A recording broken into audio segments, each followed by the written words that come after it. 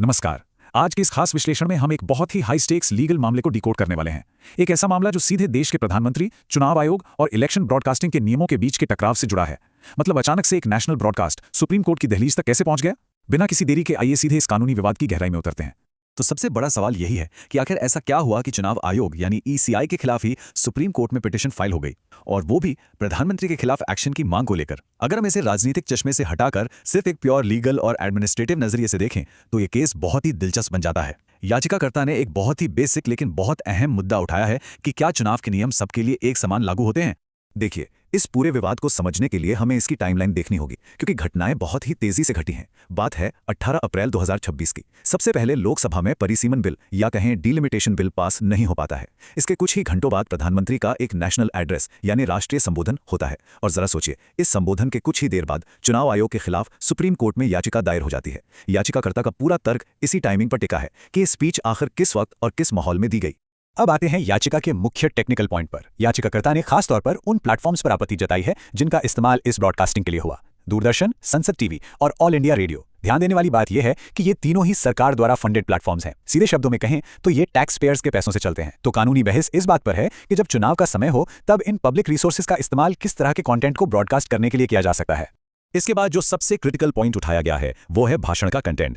याचिका में यह दावा किया गया है कि प्रधानमंत्री ने अपनी स्पीच में सीधे तौर पर विपक्षी दलों का नाम लिया और उनकी आलोचना की। इसमें कांग्रेस, टीएमसी, डीएमके और समाजवादी पार्टी का नाम शामिल है। याचिकाकर्ता का तर्क है कि ये वही पार्टियां हैं जो इस समय अलग अलग राज्यों के चुनावों में एक्टिव रूप से लड़ रही हैं, और चुनाव के दौरान इन पार्टियों को इस तरह टारगेट करना इस भाषण को पूरी तरह से एक पॉलिटिकल कैंपेन में बदल देता है। तो ये सब जो हुआ वो किस नियम के तहत चुनौती दिया जा रहा है? आइए बात करते हैं इस विवाद के कोर फ्रेमवर्क की, यानी आदर्श आचार संहिता, जिसे हम मॉडल कोड ऑफ कंडक्ट भी कहते हैं। याचिका में एमसीसी के एक बहुत ही स्पेसिफिक नियम का हवाला दिया गया है। ये नियम बिल्कुल साफ शब्दों में कहता है कि कोई भी रूलिंग पार्टी यानी सत्ताधारी दल अपने राजनीतिक प्रचार के लिए सरकारी मशीनरी या पब्लिक रिसोर्सेज का इस्तेमाल नहीं कर सकता। क्योंकि देश के कई राज्यों में अभी चुनाव चल रहे हैं और एमसीसी लागू है, इसलिए याचिकाकर्ता का बहुत ही मजबूती से यह मानना है कि यह नियम प्रधानमंत्री पर भी वैसे ही लागू होता है और उन्हें राजनीतिक फायदे के लिए सरकारी प्लेटफॉर्म्स का उपयोग नहीं करना चाहिए। इस पूरे मामले को समझाने के लिए याचिकाकर्ता ने एक बहुत ही शानदार तुलना की है। इसे ऐसे समझिए, एक तरफ होता है ऑफिशियल एड्रेस, जैसे हमने कोविड लॉकडाउन, नोटबंदी या ऑपरेशन सिंदूर के वक्त देखा था, जहां किसी बड़ी राष्ट्रीय नीति या मुद्दे पर बात होती है, और दूसरी तरफ होता है पॉलिटिकल कैंपेन। याचिकाकर्ता का आरोप है कि 18 अप्रैल की स्पीच में कोई पॉलिसी डिक्लेरेशन नहीं था, बल्कि चुनाव से ठीक पहले बिना किसी नीतिगत चर्चा के सिर्फ विपक्ष की आलोचना की गई। ये कंट्रास्ट ही इस पूरे केस की रीढ़ है। तो इन सारे तर्कों और दलीलों के बाद आखिर लीगल सिस्टम से क्या इन्फोर्स करने की मांग की जा रही है? आइए याचिकाकर्ता की मांगों को देखते हैं। याचिका में चुनाव आयोग से बिल्कुल क्लियर कट 2 कदम उठाने को कहा गया है। पहला स्टेप, चुनाव आयोग पीएम मोदी और बीजेपी को एक कारण बताओ नोटिस यानी शो कॉज नोटिस जारी करे, और दूसरा स्टेप, इस राष्ट्रीय संबोधन को दूरदर्शन और आकाशवाणी जैसे सभी ऑफिशियल प्लेटफॉर्म से तुरंत हटा दिया जाए। ये बहुत ही सीधी मांगे हैं जो चुनाव आयोग की शक्तियों के इस्तेमाल पर जोर दे रही हैं।